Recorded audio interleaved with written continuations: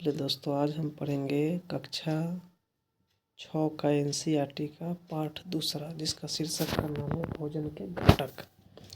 आखिर क्या है? फर्स्ट पॉइंट है कि खाद्य पदार्थ जो है, प्रत्येक व्यंजन एक या एक से अधिक प्रकार की कच्ची सामग्री से बना होता है जो हमें पादप या जंतु से मिलते हैं। ठीक है, वो खाद्य पदार्थ कहलाते हैं। दूसरा पोषक है, वे तत्व जो हमें वृद्धि और कार्य करने के लिए ऊर्जा देते हैं, उन्हें हम पोषक कहेंगे। ठीक है, जैसे पोषक तत्वों में आ गए आपके कार्बोहाइड्रेट, प्रोटीन, वसा, विटामिन तथा खनिज लवण। इन सभी को पोषक तत्व कहा जाता है। इनमें से हम पहला पॉइंट पढ़ेंगे कार्बोहाइड्रेट के बारे में। ये हमारे भोजन में पाए जाने वाले मुख्य कार्बोहाइड्रेट जो है मंड तथा शर्करा के रूप में होते हैं। ठीक है, कार्बोहाइड्रेट मुख्य रूप से हमारे शरीर को ऊर्जा प्रदान करते हैं। कार्बोहाइड्रेट के स्रोत क्या है? चावल है, गेहूँ, आलू, शकरकंदी, मक्का, पपीता आदि इत्यादि। ठीक है, अगला है कि प्रोटीन। प्रोटीन क्या है कि बैंगनी रंग खाद्य पदार्थों में प्रोटीन की उपस्थिति को दर्शाता है। ठीक है, यदि हम प्रोटीन के किसी खाद्य पदार्थ की वस्तु की जांच करते हैं तो हमें बैंगनी रंग से प्राप्त होता है, पता चलता है कि इस खाद्य पदार्थ में प्रोटीन की उपस्थिति है। प्रोटीन की आवश्यकता जो है हमारे शरीर की वृद्धि और स्वस्थ रखने के लिए होती है।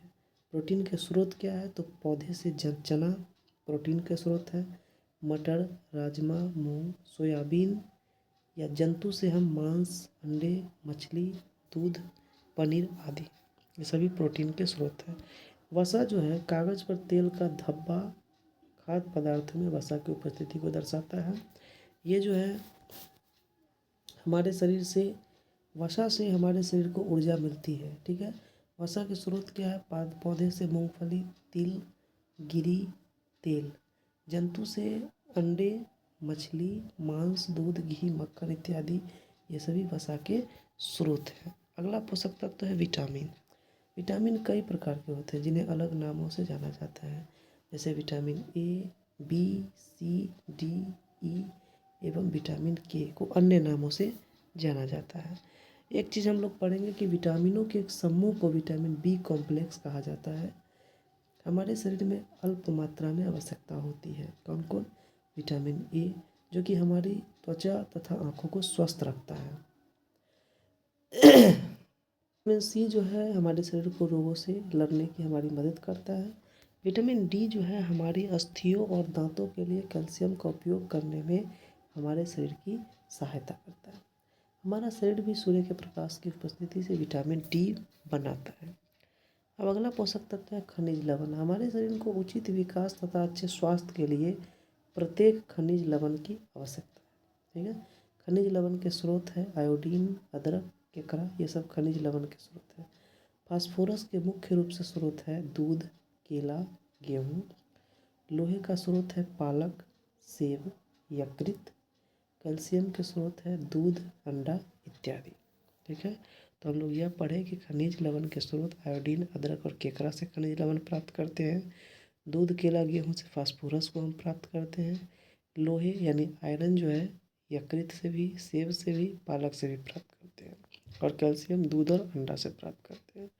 रुक्षांश क्या है? हमारे शरीर को आहारी रेशों तथा जल की भी आवश्यकता होती है। आहारी रेशे रुक्षांश के नाम से जाने जाते हैं। ठीक है, ये आहारी रेशे रुक्षांश जो है ये साबुत खाद्यान्न जैसे दाल, आलू, ताजे फल और सब्जियां हैं, इन सभी से प्राप्त होते हैं।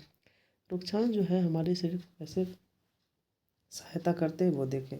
रुक्षांश बिना पचे भोजन को हमारे शरीर से बाहर निकालने में सहायता करते हैं। ठीक है, जल भोजन में उपस्थित पोषकों को अवशोषित करने में हमारे शरीर की सहायता करता है। या कुछ अपशिष्ट पदार्थ जैसे कि मूत्र तथा पसीने को शरीर से बाहर निकालने में रुक्षांश काफ़ी सहायता करते हैं। ठीक है, आहार के बारे में हम लोग पढ़ेंगे तो सामान्यतः पूरे दिन में जो कुछ हम खाते हैं उसे आहार कहेंगे। इसी प्रकार संतुलित आहार हमारे लिए बहुत इम्पोर्टेंट है कि हमारे शरीर की वृद्धि और अच्छे स्वास्थ्य को बनाए रखने के लिए हमें आहार में जिन सभी पोषक तत्वों की उचित मात्रा में होनी चाहिए वे सभी हमारे शरीर के लिए संतुलित आहार है। ठीक है, संतुलित आहार में सर्वप्रथम दालें, मूंगफली, सोयाबीन, अंकुरित बीज, मूंग या चना होनी चाहिए। केला, पालक, सत्तू, गुड़, फल एवं सब्जियां आदि होनी चाहिए। ठीक है, तो इस प्रकार हम लोग पढ़े भोजन के घटक के रूप में महत्वपूर्ण नोट्स, जो कि आने वाले सभी एग्जामों में काफ़ी मदद मिलेगी।